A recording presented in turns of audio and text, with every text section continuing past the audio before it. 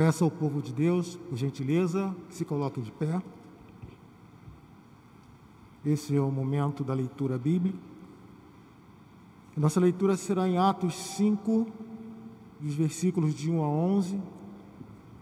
Atos 5, dos versículos de 1 a 11.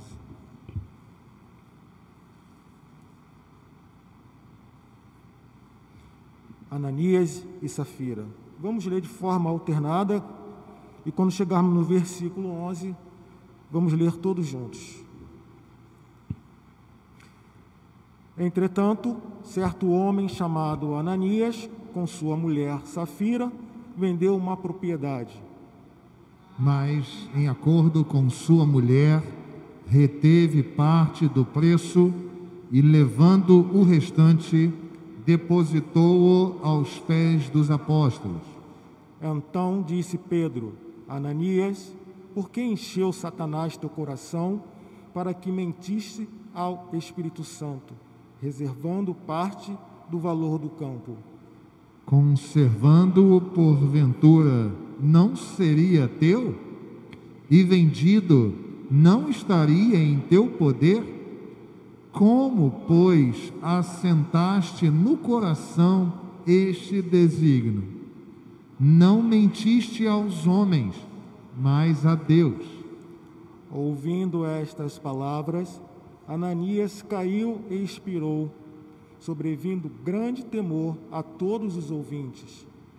Levantando-se os moços, cobriram-lhe o corpo e, levando-o, o sepultaram. Quase 3 horas depois, entrou a mulher de Ananias, não sabendo o que ocorrera. Então Pedro, dirigindo-se a ela, perguntou-lhe: Dize-me, vendestes, portanto, aquela terra? Ela respondeu: Sim, portanto. Tornou-lhe Pedro: Por que entrastes em acordo para tentar o Espírito do Senhor? Eis aí a porta os pés do que sepultaram o teu marido, e eles também te levarão. No mesmo instante, caiu ela aos pés de Pedro e expirou. Entrando os moços, acharam-na morta e, levando-a, sepultaram-na junto do marido. E sobreveio grande temor a toda a igreja e a todos quantos ouviram a notícia desses acontecimentos. A igreja pode se assentar? Quero convidar a todos para que permaneçamos juntos com as nossas Bíblias abertas. Se você, por acaso, fechou ou desligou o seu aparelho no qual você leu a Bíblia, eu quero convidar você para que abra novamente, para que juntos nós possamos voltar algumas vezes no texto bíblico da nossa noite e entender o que o Senhor tem a nos dizer através da sua palavra nessa noite. Antes de entrarmos no texto, no entanto, eu gostaria de fazer uma pergunta aos irmãos, que vai servir de introdução para o que nós falaremos.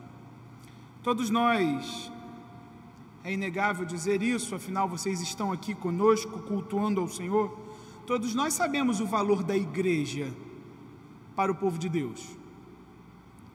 Todos nós sabemos a preciosidade que é cultuarmos ao Senhor como um povo. Se não fosse assim, eu imagino que você estaria na sua casa, ou se fosse tempos outros, fora da pandemia, você poderia fazer qualquer outra coisa, mas você escolheu vir aqui. Aí existe algum tipo de valor na igreja, eu imagino, para você estar aqui. Mas se eu pudesse te perguntar, qual é a diferença da igreja para outros tipos de grupos sociais na nossa sociedade? Desculpa a repetição. Qual é a diferença do ajuntamento dos cristãos na igreja para outros tipos de ajuntamento? Você conseguiria responder rápido?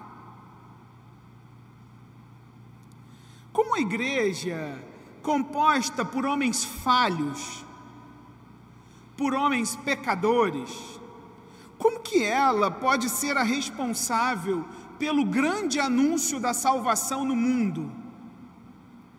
Qual é o diferencial da igreja? Qual é o valor da igreja? Se eu te perguntasse, e aliás, eu estou te perguntando isso, e certamente você está pensando algumas possibilidades de resposta, você conseguiria responder facilmente? O que nos diferencia? A palavra de Deus é muito clara quando ela mostra que a raça humana, toda a criação, ela caminha rumo à destruição, a separação eterna de Deus. Isso porque toda a criação, ela foi impactada pela presença do pecado, que a Bíblia diz, que a Bíblia utiliza como termo para a rebeldia contra Deus. E por conta do pecado, a raça humana caminha em direção, sem Deus, ela caminha em direção à perdição. Até que a palavra de Deus é muito clara também, quando diz que Deus, amando o mundo, manda Jesus Cristo, o seu próprio Filho, para salvar os seus. E esses seus, eles são ordenados a juntos congregarem e cultuarem ao Senhor como um farol para o mundo, dizendo: há uma salvação. A igreja é esse grupo. A igreja é esse corpo que sim, é invisível, é atemporal. Ele é composto de todos os salvos por toda a era da raça humana. Mas ele também se manifesta de forma visível, temporal e comunitária na igreja local. Mas se eu tivesse que te perguntar, por que a igreja? O que ela tem em si mesma de valor? Você conseguiria responder? Nós temos visto nos últimos domingos, e isso fica para os nossos irmãos que nos visitam, são alguns hoje, graças a Deus, uma bênção. Nós temos, esse é o sermão de número 9, de uma série chamada Até os Confins da Terra, que começou em Atos capítulo 1, e nós já estamos no capítulo 5. E essa série, ela relata justamente a formação e a expansão da igreja por obra do Espírito de Deus. E o texto que nós acabamos de ler é um texto que relata um acontecimento na igreja, no corpo de Cristo.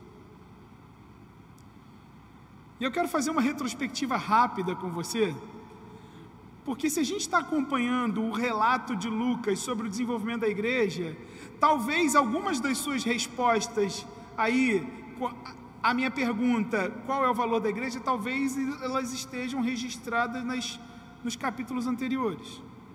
Por exemplo, no capítulo 1, nós vemos homens se colocando diante do Senhor em oração para elegerem um novo apóstolo.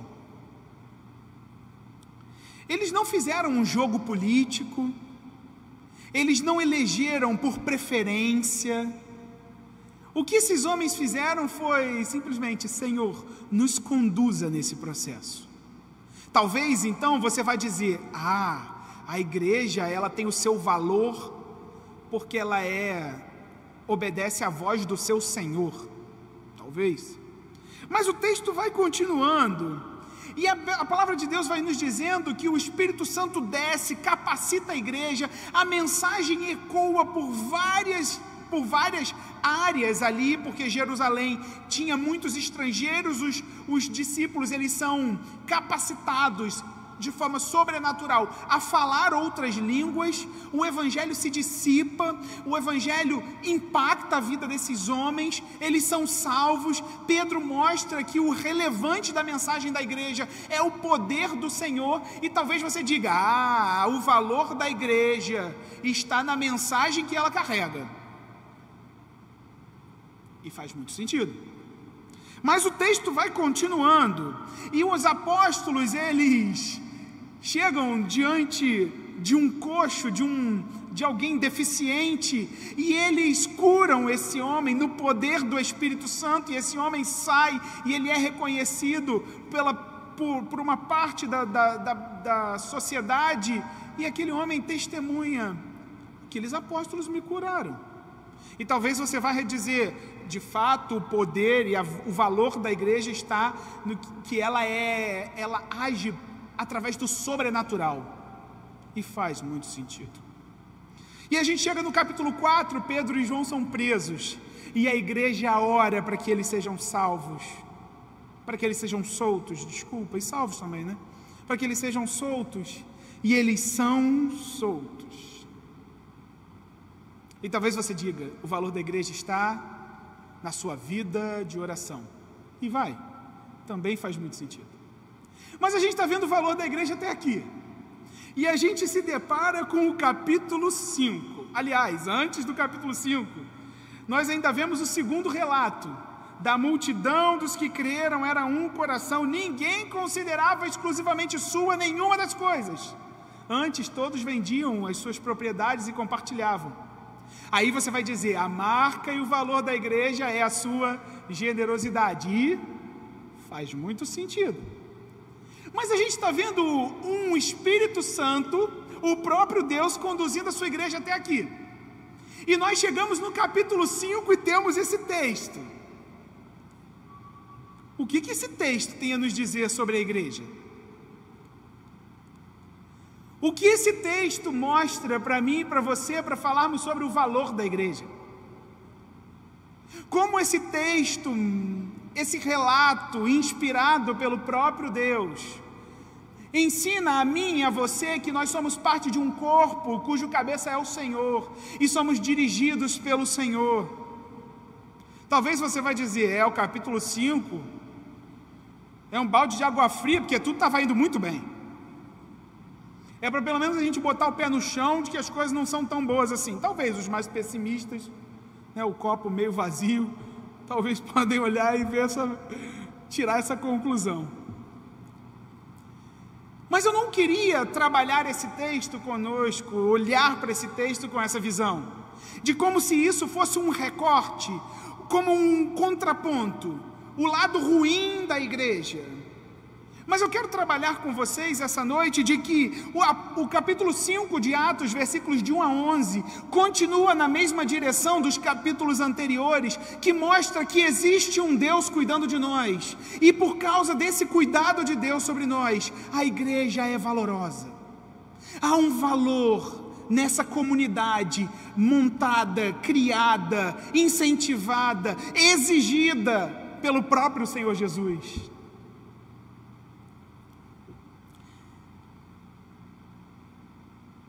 Atos capítulo 5, versículos de 1 a 11, pode nos mostrar sobre a beleza ainda mais de ser parte de um povo, de um corpo de Cristo, que sim, é marcado por generosidade, é marcado por submissão, é marcado por oração, mas não para por aí.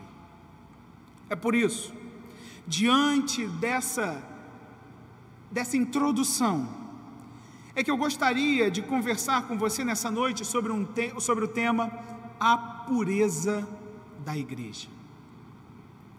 O relato de Lucas, no capítulo 5, nos mostra que havia um casal na igreja de Jerusalém, Ananias e Safira, que resolveu vender um terreno. Isso está ligado diretamente com a mensagem que veio imediatamente antes, porque eles, de fato, o que estava sendo trabalhado é que havia um costume de vender todas as suas propriedades a fim de que não houvesse necessitados dentro do corpo de Cristo, dentro da igreja de Jerusalém. Inclusive, Barnabé é destacado nesse ponto como um homem muito generoso. E havia um casal que certamente sabia desse costume, e eu quero repetir a palavra costume, até porque o nosso pastor André, semana passada, frisou que a ação de dividir os seus bens não era uma obrigação daquela igreja. Antes, eles faziam isso de forma voluntária. Mas aquele casal, olhando para esse costume, resolve fazer parte desse costume e vende um terreno por um valor, e o texto é muito claro que vai nos dizer que eles vendem por um valor cheio, mas eles resolvem entregar somente parte do valor. Eles não entregam diante dos apóstolos todo o valor do terreno. E aí você pode falar, mas e o que tem de mais nisso? Temos que entregar tudo? Mas a questão não está aí. Os versículos 3 e 4 nos dão a certeza de que o problema de Ananias e Safira não foi que eles não entregaram tudo, foi que eles entregaram parte, dizendo que era tudo. Imagina, em termos práticos, eles venderam um terreno por 100, resolveram entre eles, amor, vamos entregar 80, dizer que foi 80, e nós ficamos com 20. A gente diz que a gente entregou tudo, e a gente vai entregar tudo, vai ser conhecido por um casal como um casal generoso, e nós ainda vamos ficar com 20. Que ótima ideia, não? Se eu tivesse numa pregação na UPA ou na Mocidade, eu falaria, só que não. E Ananias e Safira fazem isso. Eles entram em consenso e dizem, olha, apóstolo, está aqui, nós queremos entregar todo o valor do nosso terreno. Ananias e Safira queriam receber o bônus de serem conhecidos como um casal generoso, sem o ônus da generosidade. Eles queriam aparentar ser algo que eles não eram. Talvez, e aí não passa de conjectura, mas era uma comunidade que certamente se conheciam, talvez queriam ser conhecidos como Barnabé, um homem generoso. Mas Pedro vem dizer, Ananias, por que você fez isso? O terreno era seu, não era? O terreno não era nosso. Ananias, quando você vendeu o terreno, esse dinheiro não era seu, não era nosso. Porque Satanás roubou o seu coração. O apóstolo Pedro, nessa frase, demonstra claramente que existe um Deus que continua cuidando da sua igreja no que diz respeito à pureza. Porque a palavra de Pedro certamente é inspirada pelo Espírito Santo do Senhor. Tanto que a sua palavra diz, Ananias, porque Satanás encheu seu coração. Pedro sabia que existia nessa circunstância uma ação demoníaca trabalhando para encher o coração de Ananias e Safira de forma a trazer impureza para o corpo de Cristo. Mas o texto vai nos dizer que após Pedro falar, Ananias, meu irmão, ele não usou o termo meu irmão, desculpa, Ananias, você não está mentindo para mim. Ananias, o Senhor dessa igreja não sou eu. Porque você mentiu ao Senhor, você cometeu pecado grave. E Ananias morre. Deus mata Ananias imediatamente. Não foi Pedro quem matou Ananias, não foi Pedro quem jogou uma maldição sobre Ananias, não foi Pedro na sua autoridade apostólica que matou Ananias. Não é essa a expressão que a Bíblia nos utiliza. A Bíblia utiliza que Pedro só disse: Ananias, você pecou contra o Senhor. E quem o levou, quem matou, quem exerceu juízo sobre ele, foi o próprio Deus. Ananias morre. Ananias é levado pelos jovens, pelos moços da igreja, é sepultado.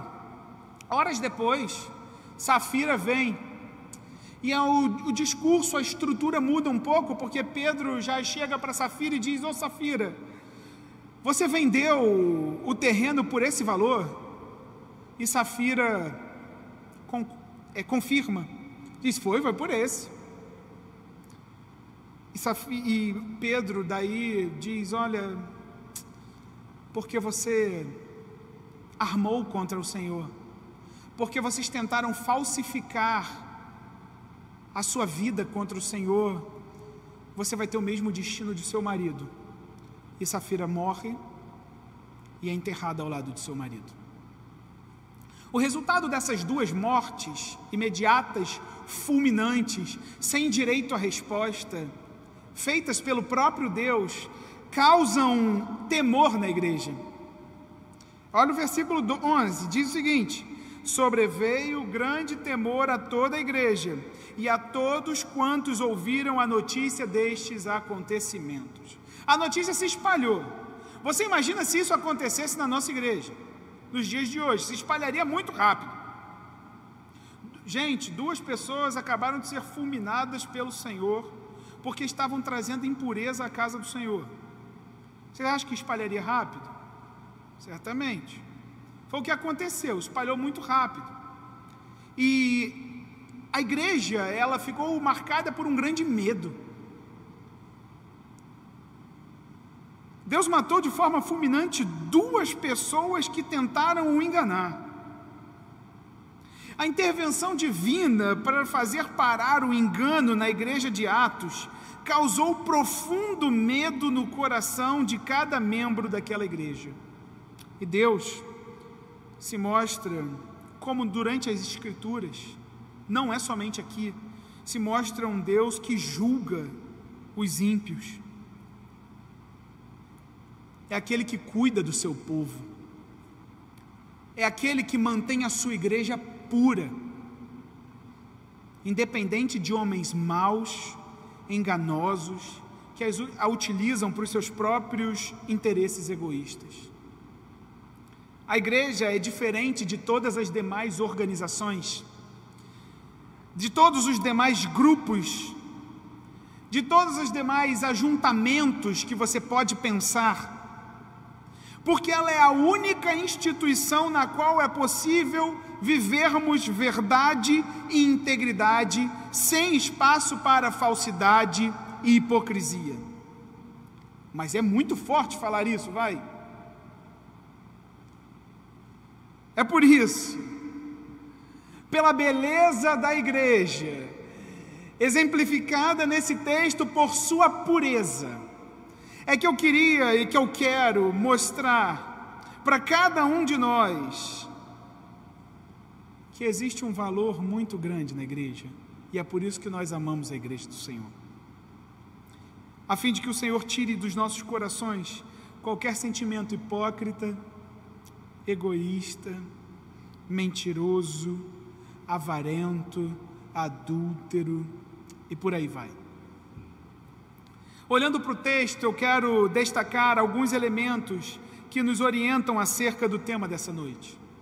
E o primeiro desses está no versículo 5 e 10. O versículo 5 diz o seguinte: ouvindo estas palavras, Ananias caiu e expirou, sobrevindo grande temor a todos os ouvintes. O versículo 10 diz o seguinte: no mesmo instante caiu ela, Safira, aos pés de Pedro e expirou. Meus irmãos, os versículos 5 e 10 mostram o mesmo destino de morte fulminante, acontecendo de duas formas diferentes, e eu quero parar um pouco para dizer para você qual é o problema relatado em Atos capítulo 5, versículos de 1 a 11.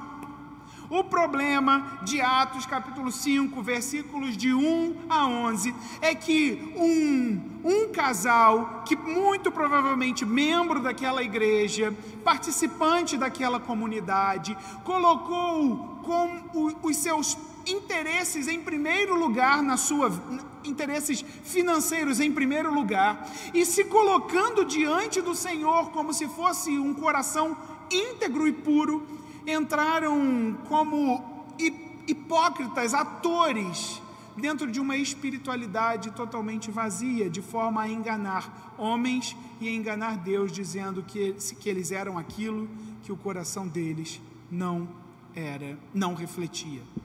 O problema relatado chama-se hipocrisia.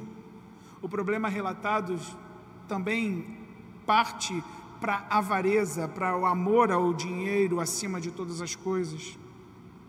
E a gente observa que Pedro, ele não tem a autoridade de dizer a Ananias, você vai morrer. É claro que não. Mas quem faz isso é o próprio Deus. Eu já falei um pouco com você sobre isso. Já no versículo 10, Pedro diz que Safira vai ter o mesmo destino de seu marido. Por quê? Porque Pedro já viu como Deus tratou no versículo 5, e por isso pode dizer, porque você fez a mesma coisa, agora você vai ter o mesmo destino. Isso mostra o primeiro aspecto do tema da nossa noite. A pureza da igreja, em primeiro lugar, é garantida e exigida pelo próprio Deus. O que eu quero dizer com isso? É que Deus tem na sua palavra a revelação do que é moral e o que é imoral. É Ele e não o homem que tem o direito de dizer o que é certo e o que é errado. A beleza da pureza da igreja consiste no fato de que nós não estamos diante de um juiz imoral, de um juiz parcial, que julga pelos seus próprios interesses. Mas nós estamos diante de um Deus que se apresenta como um juiz, que é claro ao dizer o que é passível de condenação e o que não é. E Ele faz isso pela sua própria palavra. A pureza da igreja, ela não é garantida pela nossa rapidez em condenar e excluir o pecador. Apesar de que isso às vezes é necessário, garantido pela própria palavra. Mas ela não está na nossa ação como fiscais de pecado alheio. A pureza da igreja não está na imagem que nós passamos nas redes sociais. A pureza da igreja não está no fato de simplesmente descansarmos à noite e enganarmos a nós mesmos de que Deus só nos quer ver felizes e isso é o que importa. A pureza da igreja não está no seu sentimento do seu coração. A pureza da igreja não está no que nós passamos nas redes sociais, ou da forma que nós nos vestimos. É Deus quem garante a pureza de sua noiva, como um líder, como um marido, como ele se apresenta à sua noiva, que não diz que tudo é válido, meu amor, mas diz: eu aguardo a minha noiva, eu buscarei ela de forma imaculada. O Deus que garante a pureza de sua noiva não é um líder paz e amor que diz: tudo bem, faz o que quiser. Ele também não é um serviçal que deve realizar os seus desejos desde que você decrete. Ele também não é um colega qualquer que bate nas suas costas, dizendo: tá tudo bem, o que importa é tentar. O Deus que garante a pureza da igreja é o Deus que se manifesta em Atos 5, de 1 a 11, matando 2 pessoas que ousaram macular a sua noiva. É o Deus que se revela nas Escrituras como justo juiz, que julgará e que condenará a todos aqueles que vivem em desacordo com a sua lei. O Deus que garante a pureza de sua noiva, o Deus que garante a pureza e exige a pureza de sua igreja, é um Deus que condena pecado. A igreja não é mais uma organização massageadora de ego. Ela é criada para glorificar ao Senhor que a criou. Nós não estamos aqui somente para cantar o que nós gostamos de ouvir. Ou nós não estamos aqui para trabalhar muito nas sociedades internas, para no fim fazer um relatório extenso, submeter ao conselho, a fim de que recebamos muitos elogios e likes nas redes sociais. Nós existimos como igreja para agradar a Deus em santidade por toda a vida. Nós o cultuamos, nós estamos aqui não porque Ele precisa do nosso culto, mas é porque nós precisamos cultuá-lo, a fim de termos sentido de vida.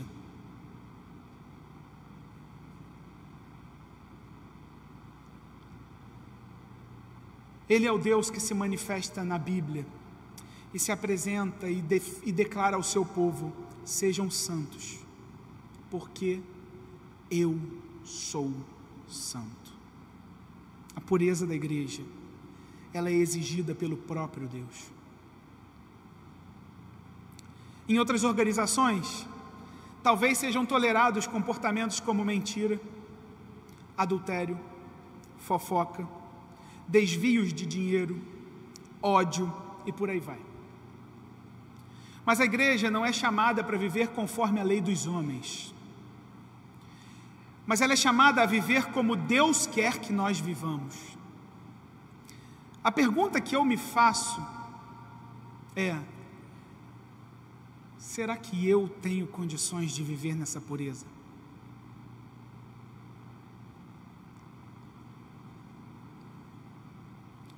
Será que eu contribuo para a pureza dessa igreja? Ou será que eu tenho vivido muitas vezes de acordo com os padrões humanos egoístas, como Ananias e Safira? Em primeiro lugar, a pureza da igreja é garantida e exigida pelo próprio Deus. Em segundo lugar, eu destaco os versículos 3 e 8, porque em segundo lugar, a pureza da igreja é refinada nas relações interpessoais. Olha o versículo 3, diz assim: então disse Pedro: Ananias, por que encheu Satanás o teu coração para que mentisse ao Espírito Santo, reservando parte do valor do campo? E o versículo 8 diz o seguinte: então Pedro, dirigindo-se a ela, perguntou-lhe: dize-me, vendeste portanto aquela terra? Ela respondeu: sim, portanto. Os versículos 3 e 8 nos mostram Pedro se dirigindo ao casal em situações distintas, com o objetivo de fazê-los pensar acerca da gravidade do seu pecado. Nesse caso, pelo destino deles, é muito óbvio que não houve arrependimento. Pelo destino deles, a morte, sem qualquer tipo de argumentação, nos mostra que o seu coração já estava totalmente tomado por Satanás. Mas essa realidade nos ensina que as nossas relações entre irmãos devem ser pautadas no objetivo final de constante aperfeiçoamento das nossas vidas espirituais, da nossa vida espiritual. Isso parece óbvio no início, mas começa a ficar distante da realidade, quando muitas vezes, se eu perguntar para você quantos irmãos amados você tem na igreja, você talvez vai falar muitos. Mas quando a gente se pergunta, qual foi a última vez que eu confessei um pecado diante do meu irmão e pedi para que ele me ajudasse? Ou qual foi a última vez que eu tive um pouco de coragem para dizer: meu irmão, eu acho que você está andando num caminho que não agrada ao Senhor? Qual foi a última vez que, vendo um irmão pecar, eu não fui para casa, eu dobrei o meu joelho eu clamei por sabedoria a Deus, por misericórdia, e fui conversar com Ele. Será que nós temos desenvolvido relacionamentos assim no nosso meio, que apontam para a santidade? Ou será que a gente continua num relacionamento superficial? E aí, está tudo bem? Tudo bem, irmão, glória a Deus, e a nossa vida está totalmente quebrada. Será que nós continuamos os relacionamentos pautados na mentira de que qualquer exortação ao pecado é como um julgamento? Ô meu irmão, não me julga não, porque tu também é pecador. Isso é uma mentira de Satanás. Exortação é uma ordem que Deus nos dá como irmãos. Será que nós não nos escondemos nessa máxima de hoje em dia? Só Deus pode me julgar. Hebreus, no capítulo 3, versículos 12 e 13, diz o seguinte, você não precisa abrir, eu vou ler.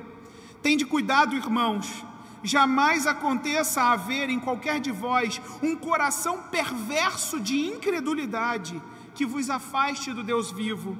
Pelo contrário, exortai-vos mutuamente a cada dia, durante o tempo que se chama hoje, a fim de que nenhum de vós seja endurecido pelo engano do pecado. O que o escritor aos Hebreus está dizendo é que a exortação mútua é uma forma de nós nos protegermos e nos curarmos da dureza que o pecado causa em nosso coração. O pecado praticado de forma deliberada, meus irmãos, cauteriza o nosso coração. Nós passamos a não enxergar esse pecado, senti-lo, mas aceitá-lo como normal. Antes, nós devemos viver como Provérbios, capítulo 27, 17 diz: como ferro com ferro se afia, assim o homem ao seu amigo. Que as nossas amizades nos levem para mais perto de Deus. A pureza da igreja, em segundo lugar, é refinada nas relações interpessoais. E o texto termina mostrando o que aconteceu quando o juízo de Deus fora executado naquela comunidade. A igreja se encheu de profundo medo. É claro que isso é um contraponto com a postura de Ananias e Safira. Ananias e Safira só mentem, eles só falsificam. É interessante o termo, só um parênteses, é interessante o termo que Lucas usa aqui no grego, quando ele diz, por que vocês mentiram ao Espírito Santo? É como se eles tivessem feito uma falsificação, produzido uma obra falsificada e apresentado diante de Deus como verdadeira. E é claro que esse é um contraponto, porque se Ananias e Safira fizeram isso, é porque eles não temiam ao Senhor.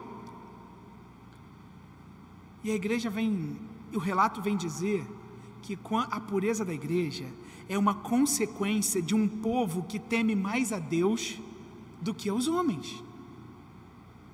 É nítido que Ananias e Safira estavam cegos pela avareza. É nítido que eles estavam cegos por serem reconhecidos como generosos. E não entenderam a gravidade do seu pecado contra Deus. E essa não é a primeira vez que Deus executa o seu juízo contra ímpios dentro da sua casa. Levítico 10 nos mostra Nadab e Abiú, filhos de Arão, apresentando diante de Deus um fogo estranho. E o versículo 2 nos diz, então saiu fogo diante do Senhor e os consumiu, e morreram diante do Senhor. Segundo o livro de Samuel, diz que Uzá estendeu a mão na arca, segurou, e a ira do Senhor se acendeu contra ele, e Deus ali o feriu e morreu junto à arca. Nós servimos a um Deus santo e puro, que exige pureza de seu povo, que pune a impureza em sua casa. Viver de forma deliberada em pecado, manchar a igreja com nossos interesses maus, zombar e tentar a Deus em nossa vida, são marcas de pessoas que não temem ao Senhor, não temem os seus juízos. E eu estava pensando muito nesse tópico durante a preparação do sermão, e eu estava me fazendo uma pergunta que eu quero compartilhar com você. O que eu temo mais? E eu uso para você, o que você temeria mais? Que sua esposa, o seu marido, os seus amigos descobrissem todos os seus pecados, ou que esse pecado, ferindo a santidade de Deus, resultasse em juízo imediato a você? Pensa comigo. O que nós tememos mais? Que os nossos pecados sejam conhecidos pelo nosso próximo, ou que eles sejam punidos por Deus? Hebreus 10 diz o seguinte: de quanto mais severo castigo julgai vós, será considerado digno aquele que calcou aos pés o Filho de Deus e profanou o sangue da aliança com o qual foi santificado e ultrajou o Espírito da graça? Ora, nós conhecemos aquele que disse: a mim pertence a vingança, eu retribuirei. E outra vez, o Senhor julgará o seu povo. Horrível coisa é cair nas mãos do Deus vivo. Ananias e Safira se importaram mais com as suas próprias vidas, mais com a imagem de generosos que teriam na comunidade e menos com a glorificação ao Senhor. Isso pode acontecer com a gente, se nós vivermos uma espiritualidade voltada para a performance, voltada para o espetáculo, em busca de curtidas, em busca de autopromoção. A pureza da igreja, em terceiro lugar, é consequência de um povo que teme mais a Deus do que aos homens. Eu sempre gosto de fazer a mesma pergunta no fim dos meus sermões: o que isso tem a ver com você? Pensando sobre a pureza da igreja e refletindo sobre nós como membros desse corpo, você tem condições de dizer que vive de acordo com isso? Você pode afirmar que você favorece a igreja a ser pura? A gente pode tomar duas decisões diante de um texto como esse. A primeira é bater no peito e dizer: sim, eu vivo de forma pura. E nós estaríamos muito próximos do que Ananias e Safira fizeram. A gente pode olhar para esse texto, olhar para a pureza da igreja e dizer: obrigado, Senhor, porque eu sou muito puro.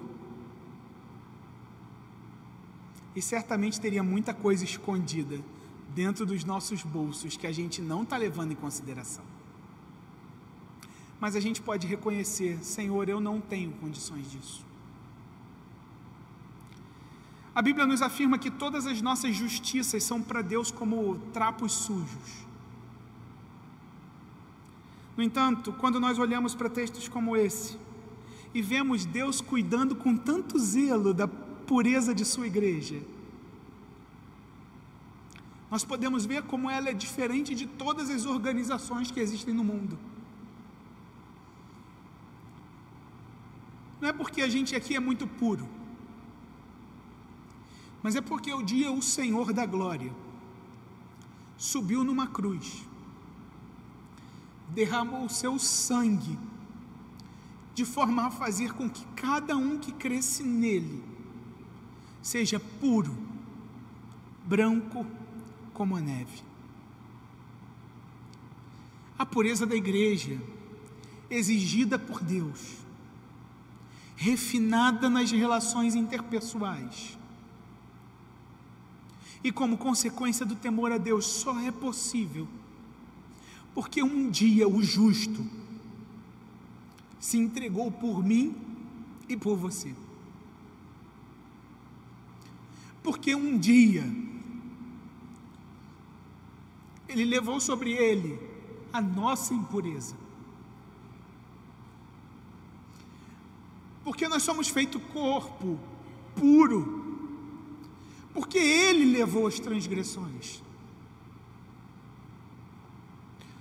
Porque é em Cristo que nós podemos dizer: a igreja é pura. A igreja não é como qualquer outro ajuntamento. A igreja é lavada no sangue do Todo-Poderoso Deus. É isso, meu irmão, que garante a pureza desse corpo.